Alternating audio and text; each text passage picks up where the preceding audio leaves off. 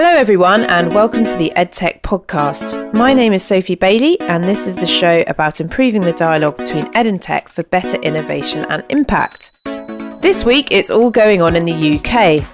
This week sees the introduction of a new Secretary of State for Education in the UK after Justine Greening quit after a government cabinet reshuffle.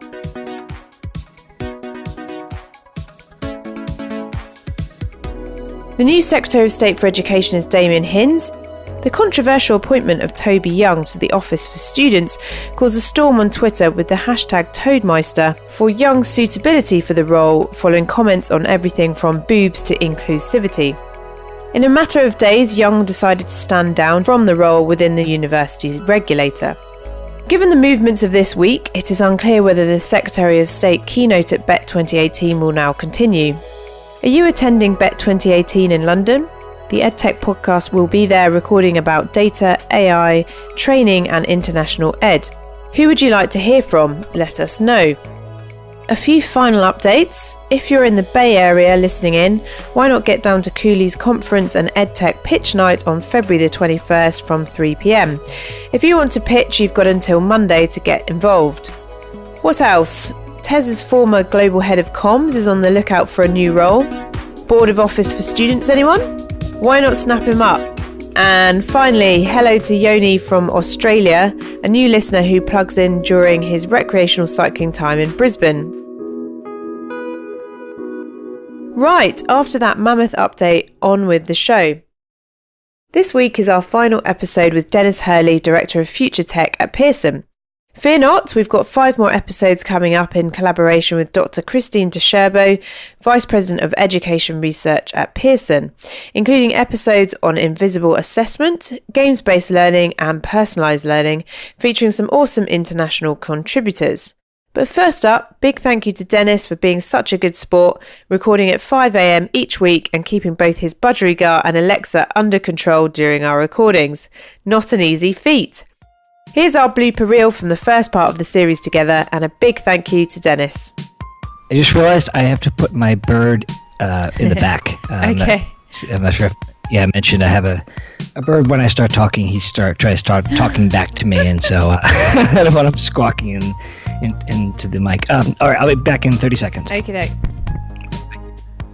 Let's imagine a language learning application in virtual reality. You are immersed in... Walmart has been experimenting with virtual reality technology to alter the way it trains employees and potentially change the way its customers shop, the Washington Post reports. Okay, I'm going to turn off Alexa. I'll be right back. I think there's some beeping behind me. We want to wait for that to go away. There we go. Yeah, bit large truck. I like it. It's got the whole Brooklyn audio ambience going on there.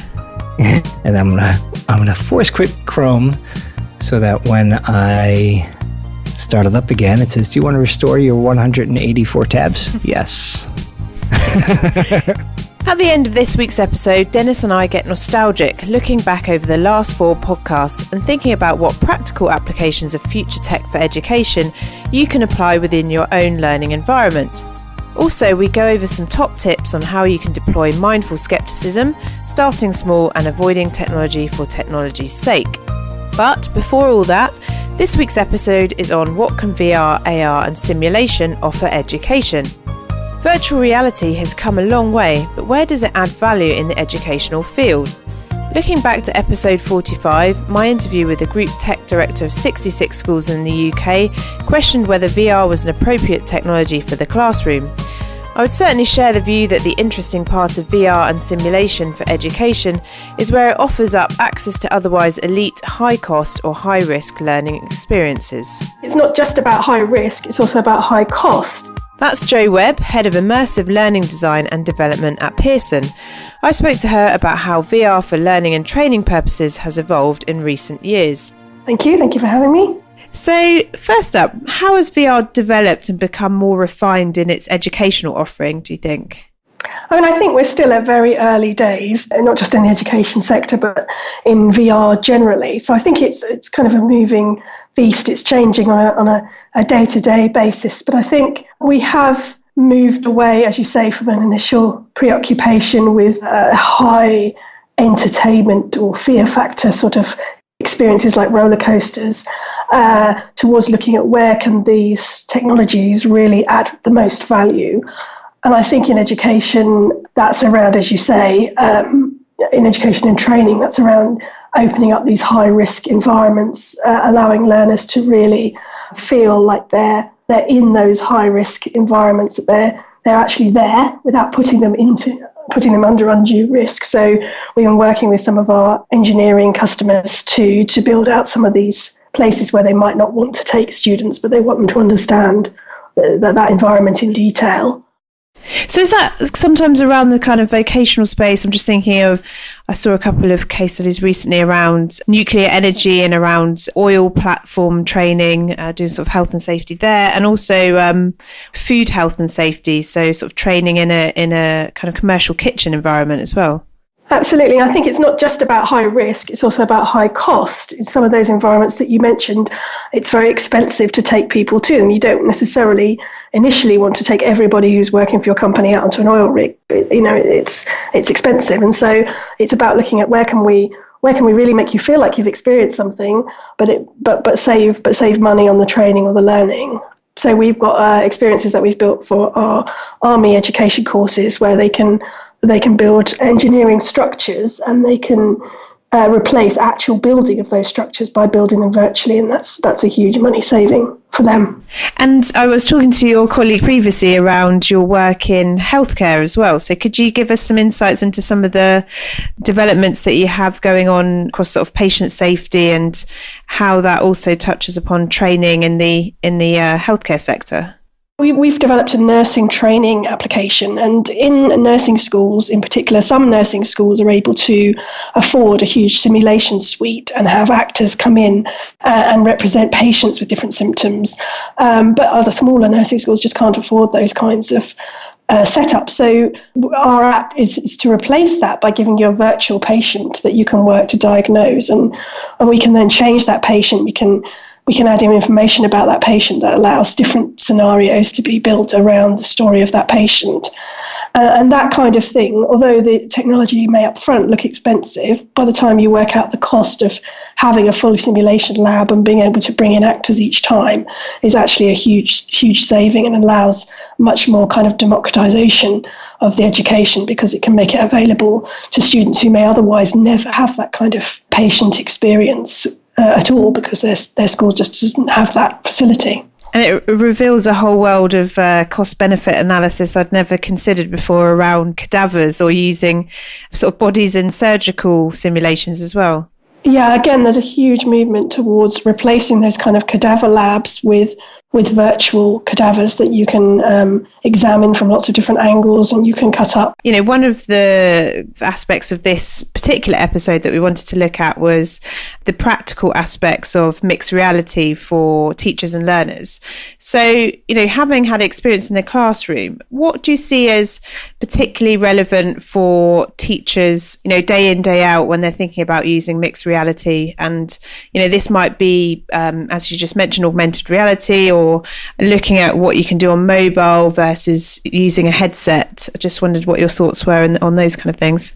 One of the main things that we've learned from the work that we've been doing is that really these technologies are crucial really to the development of visual skills. And one of the things that we've really been looking at in terms of the work we've done with maths and chemistry is how it can help the learner in the classroom towards mastery of the kind of STEM subjects, because it allows you to build products which the learner can use to visualize in their head. And that visualization is a key step towards the mastery of the subject. Being able to, for example, see a molecule in your head, imagine it in your head, that's something that really good chemists can do. And this technology is a kind of stepping stone towards that by helping the learner to bring these visual skills to the forefront, really. And so I think for teachers, that's the main thing to think about. You know, how would you choose something that's going to help you to improve visual skills of your learners? And then I think another thing, obviously, is about visiting places. If you want to take your learners to somewhere that they're never going to be able to go, again, this is an ideal technology for that, because you can really help them to feel and to understand what that location is like. So I went to China earlier on in the year, a sort of Forbidden City, and before I'd gone there, I'd done a VR experience of the Forbidden City, and I actually, when I got there, it looked familiar to me because I'd already done this experience. And that, again, if you're never going to be able to take your students there, these are really good technologies for you to use. And another application is to give you, for example, we've got an app which allows you to have a virtual museum in your classroom, so that you can have a collection of historic objects. You can see those historic objects in front of you, and you can fully explore them in a way that even perhaps you wouldn't be able to do if you went to a real museum, because they'd be in a case. And in this case, you could really explore them from every angle and understand very clearly those objects. And then I think, lastly, the key to technology is really allowing experiences which allow learners to try and to fail. I think it's that failure that any teacher knows is really crucial to learning. And with the apps that you can develop, you can really allow learners to try and fail and try again. And I think that's absolutely crucial. And when you're developing your products and your different immersive learning experiences with the teachers and learners as well, have you had any feedback in terms of cost or the practical side of it, the things that tend to work better? Are people using this in a sort of bring your own device context, or are they sharing headsets, or what's the kind of, is there like an average setup that you see, for example? I think it's going to change. Like I said at the beginning, I think things are changing all the time. What I mostly say to people is you can start at a very low cost level. Teachers can just get out there straight away now, take some footage on either a very, very cheap camera or with their phone or something, can upload it into one of the online tools that are available, and then can create some little experiences for their learners, and just use a Google Cardboard to view it. So there's a whole spectrum of technology that's available to do this. You don't have to think, wow, this is so expensive, I've got to spend £3,000 or $3,000 to produce this stuff, because that's not true. You can start at a much lower level. And all of these things have value for learners in terms of the experience. They may not be as polished as the higher end stuff or the Oculus Rift type of stuff, but you still got a learning value out of all of these things. So I think it's different educational institutions are going to have different budgets and different skill sets in terms of what they want to implement, but everyone really, it's accessible to everyone at different levels. I think that's the key message. Thanks, Jo. Trying to understand what can and can't be tested in education is a subject that comes up a lot on the podcast. For example, in the next episode of this series, I talk with experts on collaborative assessment about how simulation is helping to isolate impact in a group scenario. Already, academics are also busy beavering away on how to assess the role of VR in learning. Ever thought about how expensive it is to buy cadavers or bodies for surgical training? As I look at augmented reality, it's not in place of, it's an addition to all the tools and all the various modalities that we have right now to assist our students in learning. That's Sharon Decker, Quality Enhancement Plan Director, Professor and Director of the F. Mary Hall Sim Life Centre at Texas Tech University Health Sciences Centre. Sharon's team are developing and investigating the use and impact of holographic and haptic-enabled bodies to diversify the training experience for surgical students, whilst lowering cost. Whilst of high interest in patient safety training, their research on the role and impact of VR in learning may also throw up interesting lessons for all in education. Here's Sharon again to tell us more. Hi. When you're looking at the research and the development and the research of utilizing augmented reality as a tool to assist in transforming or assisting in the transformation of healthcare education, it provides multiple opportunities that we don't have right now with some of the other modalities. The biggest one that I see would be that by utilizing augmented reality, we can do scenarios that allow students to see sequencing of events. And what I mean by that is if you have a scenario where a patient is changing, or they're decompressing. So and the one that we've done is related to anaphylactic shock, where the patient experienced a event that initiated an anaphylactic reaction to. And through the use of augmented reality, we were able to show different stages that the patient was going through due to the stimulus that he received. None of the tools that we have right now provide the opportunity where students can watch those events occur. And once you have them, because with augmented reality, you can do the moulage for the patient, then move back in, do another clip, move back in, do another clip. When the student watches it, they can go from clip to clip to clip and watch the progression of that sequence. This provides a completely different format than anything we have right now. So as I look at augmented reality, it's not in place of, it's an addition to all the tools and all the various modalities that we have right now to assist our students in learning. And how long have the students been able to benefit from using augmented reality alongside the other modalities of training? It would be within the last, I'd say 12 months that we have really been able to initiate it and utilize it. And what's the physical setup in terms of the augmented reality? Is it done via laptop, or is it done via mobile or a headset? Or it's provided by a headset. And what are you finding is, appropriate, and is the throwback to using sort of more traditional methods so that students get an exposure to what a body feels like, or where's the kind of delineation between what methods you use as well? When you look at augmented reality, and there's challenges with every type of modality you have with simulation. The challenge that I see with augmented reality, and has been identified by the students, is you can't initiate protocols. You can't initiate actions with an augmented patient, with a person that's more in the VR field right now. They can't touch, they can't feel. The communication piece is not there yet. You cannot talk to that person in augmented reality and have them talk back to you. So there's pieces where it has challenges just like other simulations. So when you look at it and you're trying to determine what scenarios could be utilized with augmented reality, you've got to look at what are the outcomes that you're looking for your student. Why are you using that technology to get to that outcome? And can that technology, is it the best? Is it the most appropriate for the outcome? So again, when we're looking at the scenarios, that's one of the things we're looking at right now as they're being developed, is which ones would provide the students the learning. What learning could they get that can be supported through augmented reality as a format better than some of the others?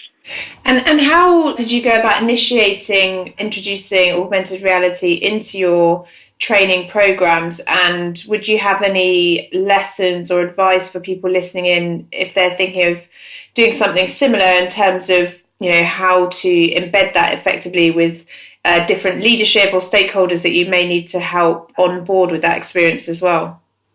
The how-to is interesting because when you're looking at the learners that we have right now, they love technology. So when you put something like the HoloLens in front of them, they become engaged very fast. So the how-to is what I'd say would be, don't try to do it all at once. Do it in pieces and utilize it exactly how the name, it says augmented reality. And I look at it and it augments the other types of simulation. Okay, so it's a different than, but provides support that is at sometimes better than. And how about the choosing of kit and content and developing up specific, I suppose, bespoke content as well? Have you had any lessons on that side of things? When looking at the content that is being, or the scenarios that are being selected right now, those were selected by discussing the concept with faculty throughout the U.S. and then also in the U.K. You know, what would they like to be able to provide their students, their learners, that they can't right now?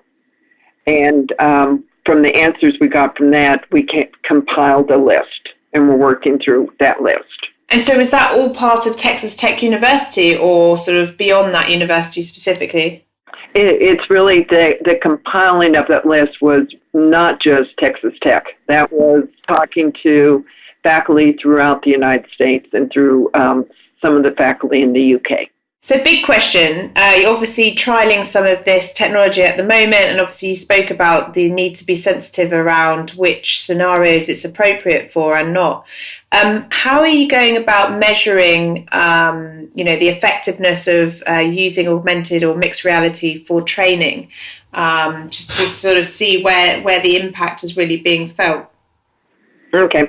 The initial step, because when we're going to progress with this, and I would say we're in the infancy, is looking at how do students, and it's not the best right now, but we're looking at how they perceive it affects their learning.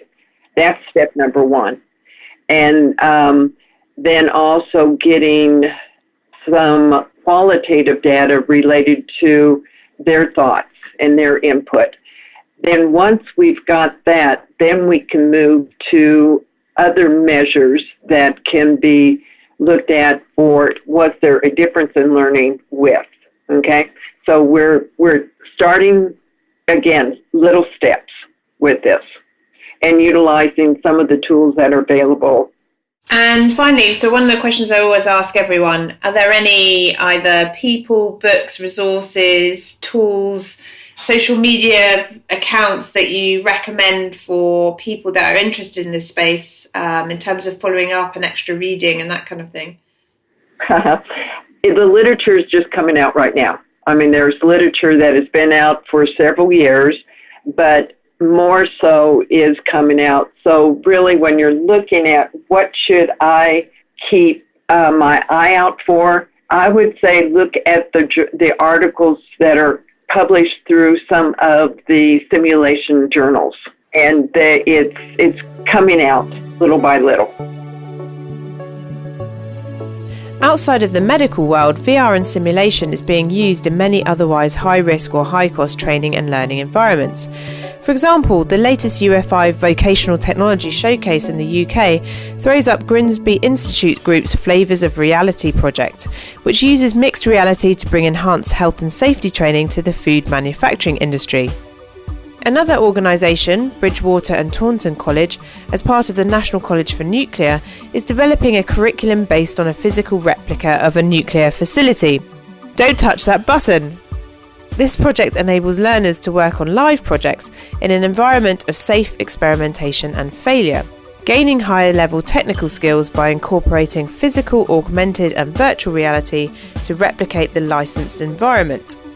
If we turn to the sciences, you may have heard of Labster or NanoSymbox, two companies using AR and VR, immersive and blended learning to spark a passion for STEM in students and teachers alike. The barriers to entry to access an MIT-level science lab may seem insurmountable to a high school student who is up against everyone else trying to gain a competitive place at a top university, not mentioning the heart-palpitating potential to break a very expensive piece of lab equipment or disrupt decades-old lab etiquette. But what if students could do all of this and experiment to their heart's content? What if they could really get inside the science they're trying to understand? Could that have impact on getting more young people engaged in STEM? STEM is absolutely huge in my school. That's Carolina Okwat, secondary science teacher at the British International School in Shanghai. I spoke to her about the practical day-to-day realities of immersive tech for education to get to the bottom of what's really going on with AR and VR in the classroom. Hi. So can you tell us a little bit exactly what your role is within the British International School in Shanghai, and also a little bit about the school itself, so the age of the kids, how many people are there, and the outlook of that school as well? Sure. So as you said, I'm a secondary science teacher at the BIS Puxi. It is a school in Shanghai. We are part of the North Anglia Corporation, which is the biggest provider of secondary education using the British system here in Asia. We are both primary and a secondary school. And so is the school particularly focused on STEM? Is that a big focus area? STEM is absolutely huge in my school. It's actually not STEM per se, it's STEAM, because we've got arts in this as well. We have recently opened primary STEAM center, and in January we're opening the Hamilton Center, which is going to focus on STEAM for secondary school. In the center we're going to have a robotics lab, a cinema, facilities for the students to further develop all of those aspects of STEAM. And how long have you been a science teacher for? I moved from London to Shanghai in August, and I've been teaching for the last 12 years. That's very interesting. And so how have you found the differences between London and Shanghai in terms of science or teaching altogether? To be honest, I wish I had moved earlier, because this I need to tell you, this has to be one of the best decisions I've ever done in my life. Wow. My school is providing me with absolutely everything what I need to do in order to be successful at teaching and ensuring that my students are going to reach their full potential. The students are totally different as well in terms of their approach to learning. They're extremely focused and dedicated. I'm a teacher to a year 13 chemistry class, and I need to tell you that in my entire career I have never worked with students who have such an amazing work ethic, that are dedicated, well organized, self-driven, with amazing ambitions. And I'm really looking forward what they can do in May, when they are going to take their exams, and then further when they start applying to universities. So you're going to spin out some of our future scientists, sounds like. Hopefully. I have one of the students who recently was having an interview with the University of Cambridge.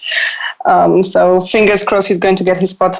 Okay, and then, I mean, we spoke just briefly before about how you're sort of starting out on the road to using augmented and virtual reality.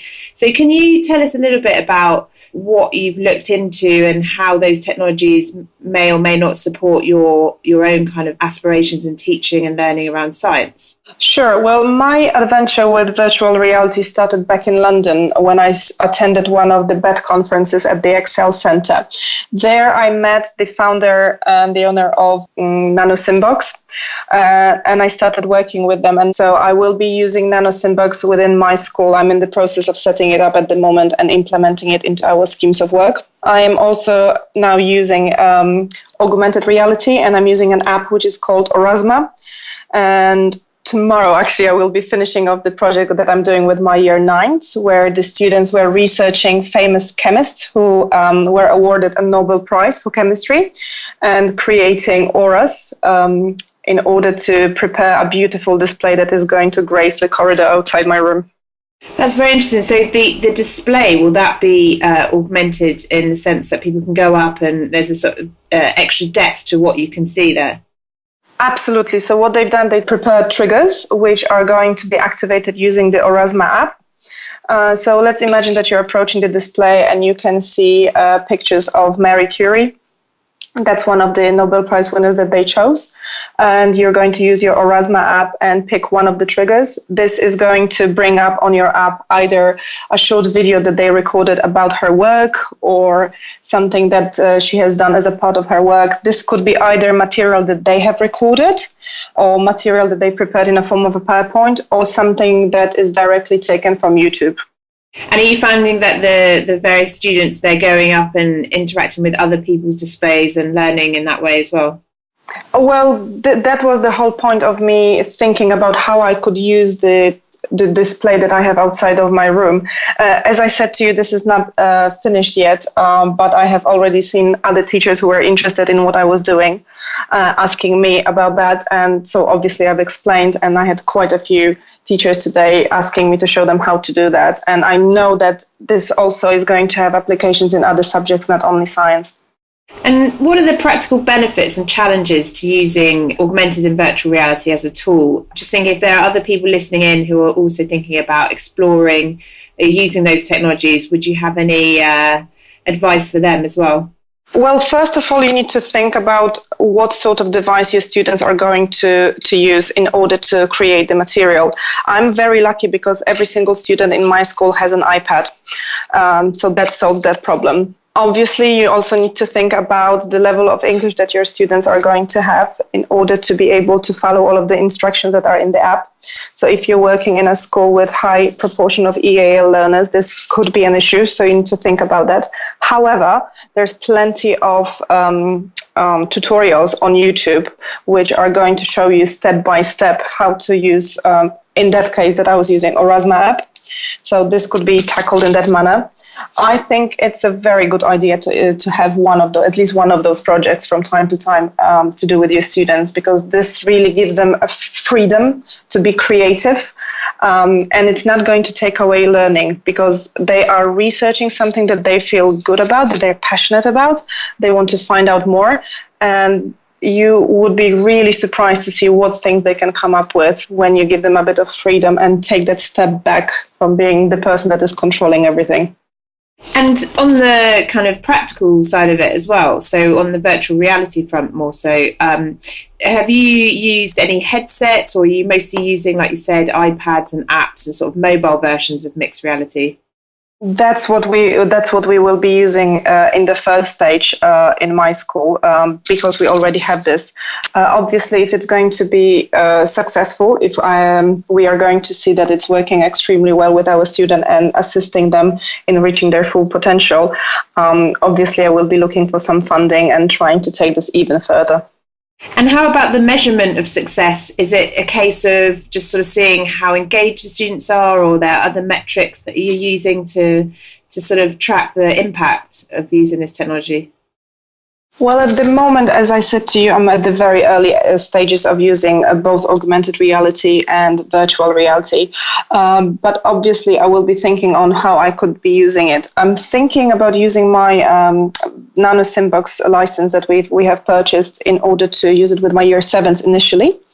The idea at the moment is to use it as starters and as plenaries, in order to enhance learning, and obviously the test results and the student engagement and the survey that I'm planning on having is going to give me an indication whether it is good to continue or whether I should try and look for something else.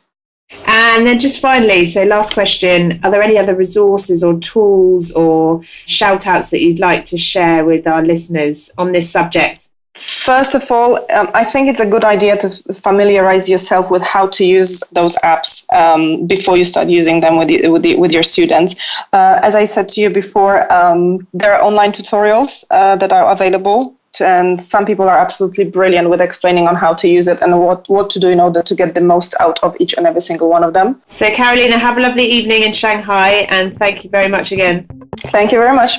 That brings us nearly to the end of this week's episode, but before we go, here's Dennis with a few final tips for you on managing all the future tech for education we've discussed in the past few weeks. Try not to be afraid. Try to learn about technology because we fear what we don't understand. And what we can do is use these things to our advantage for those we are teaching and for ourselves as we learn. Just to round off, I suppose what we wanted to do is really take all the ideas that we've explored and, go back to sort of practical level for people listening in. Just to start, are there any other educator-led blogs or resources on tech that you recommend for people who are sort of starting that journey and exploring how they might use technology? There are a number of good newsletters.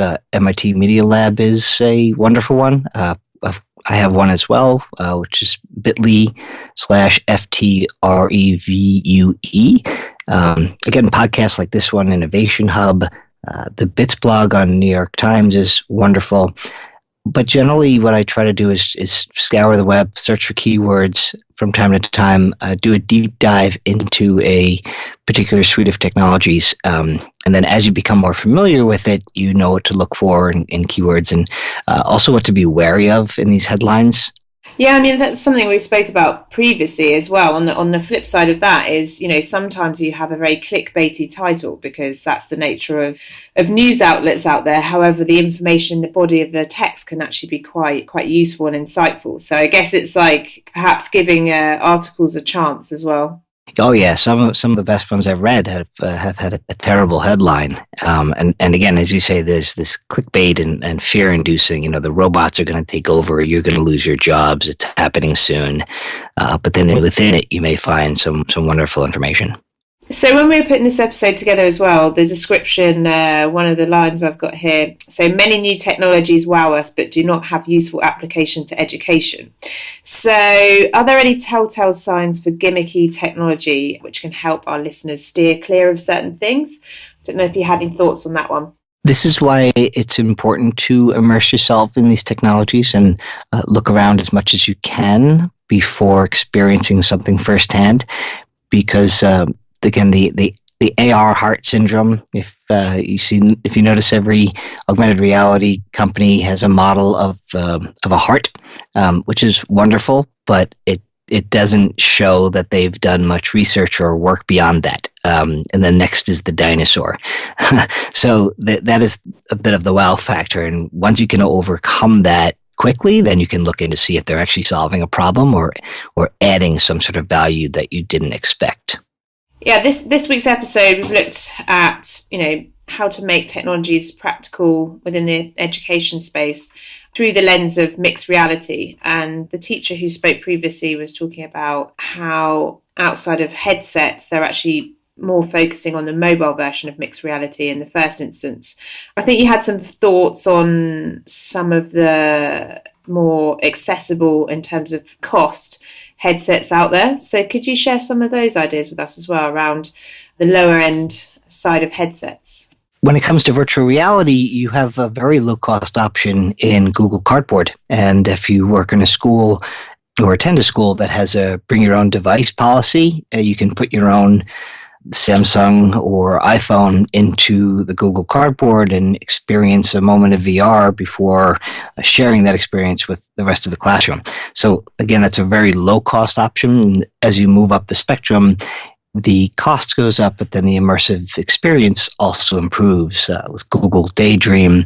But then obviously on the much higher end, I think it's going to be a little cost prohibitive for most classrooms, unless you're talking about professional development or college level courses. And how about the BYOD aspect? I mean, for schools that don't have policy around bringing devices into the classroom or into schools, will they be able to still access mixed reality, or would that be a kind of barrier for them? Well, I guess it is. If you don't have the technology in the classroom, then there is that barrier. You can experience many of these technologies through a laptop as well. So 360 interactive virtual reality as opposed to having it on a headset itself, which is a different experience and obviously not as immersive. But you can do that with most products that are meant for virtual reality. So that makes it a little more accessible.